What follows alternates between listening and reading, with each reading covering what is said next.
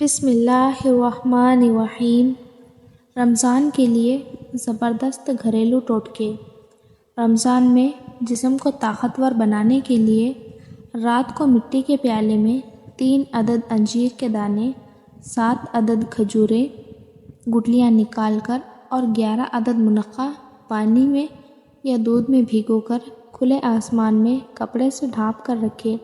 سحری کے دوران کھا لے، اس سے نقاہت اور کمزوری نہیں ہوتی، اس سے اعصاب کو تقویت ملتی ہے اور جسم فولاد جیسا بن جاتا ہے۔ رمضان میں سخت گرمی سے بچنے کے لیے آزمودہ ٹوٹکا: گلقند 250 گرام، چھوٹی الائچی 10 گرام۔ ترکیب: چھوٹی الائچی پیس کر گلقند میں ملا لیں اور صبح سحری کرنے کے بعد ایک بڑا چمچ استعمال کریں۔ سارا دن پیاس کا احساس نہیں ہوگا، کمزوری اور نقاہت نہیں ہوگی، حتیٰ کہ اگر آپ سخت گرمی میں بھی کام کریں، چاہے تو افطاری کے بعد بھی کھا سکتے ہیں۔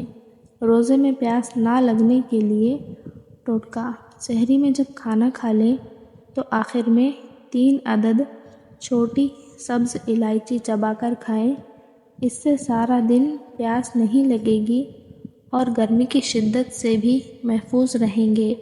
افطاری میں یہ شربت پئیں اور پھر کمال دیکھیں۔